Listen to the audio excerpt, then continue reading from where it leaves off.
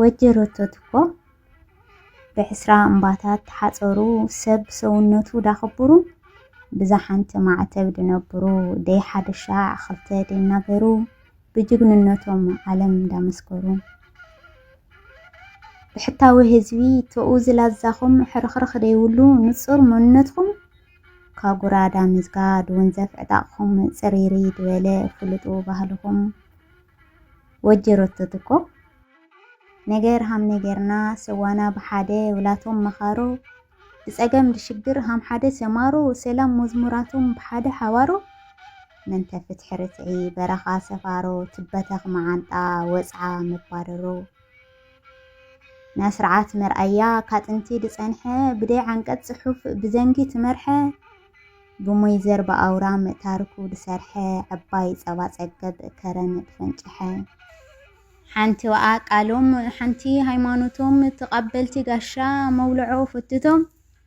መረስረስ ከርሲ ርግኦ ዝማያቶም ጓሕላሊ ቃራኒ ድመልአ ገራቶም ዳግኔ ድወስዶ ጠስሚ ናከፍታቶም ወጀሮቶትኮ ወቕቲ ደይፈልዩ ፈታዎ ዓይለለ መሳርዖም ፍሉጥ ብማዕዶ ድልለ መስተኣቶም ብርዚ ዓላይ ተሰቃሎ ፍቕሪ ድዝምሩ ዓራቆ ሸንጋሎ ሰው ሓጨርቲ ዕጣቕ ቦፌ ተኸዳኖ ጭካነ ደይናቶም በቕበቓ ታምኖ ስጦም መዓንጦኦም ጸባ ድጸገቡ ኣይኾነ ይብጓኖት ብሓው ደይምነው ቅምበቀል ደይፈልጡ ፈልፋሎና ፍቕሪ ፈታዎ ተመስገነ ኣመንቲ ፈጣሪ ብኻውዶም ኣይጉዝኡ ኣይጉነዮም ይነውሪ ጥዑም ኣከዳድና ወቃወ ጠባሪ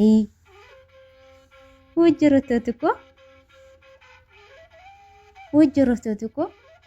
ብዙሓት ትልኡ ሓንቲ ወኣ ቃሎም ካርሑቕ ጎስግሶም ብሓደ መዓሎም ፍቕሬዋ ሓልዮቲ መለለያቶም ኩልሻዕ ስሙራት ስጡም ሓድነቶም ብስርዓት ድምራሕ ብቃንጪ ብሓቂ ድቡዱል ድድግፍ ፍትሒ ዲያጋጊ ውቶ ተፈጥሮ ካልዓለዋይ እዝጊ ወጀሮቶትኦም ዓዲ ሰብ ሓለንጊ ብፍቕሪ መራሖ ብፍትወት ብውዲ ግበር ሕደግ ኣይሎይ ኣይኾነይ ብግዲ ደኸሎ ማዕረኡ ድጓል ኾነ ወዲ ኣፋላላይ ኣይሎይ ኸድኻ 20 ዓዲ ትደይ ትፈለጠ ክፍለጥ ታሪክና ብማዕዶ ድቋመ ታረር ክብለልና ንሕጎስ ደቅኹም ገጽኹም ላርአና ስምኹም ትለዓሎ ክኾርዕ ልብና ልዕሊ ትስግአ ልዕሊ ተኣካለ ድስኹም ክነብር ቖርጸ ብኤት ልዕለ ኩልለ ክቕበል ምንተ ህዝበ ብለ ዘለዓለም ክዝምር ዓደ ዓይነ ብለ ዘለዓለም ክዝምር ዓደ ዓይነ ብለ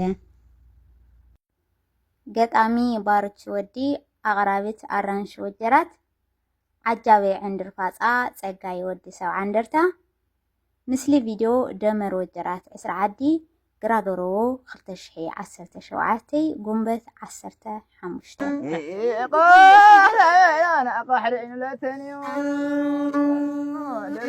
برشنيكم وترمى خليك ما اسنيو سرح كوف كلاجنا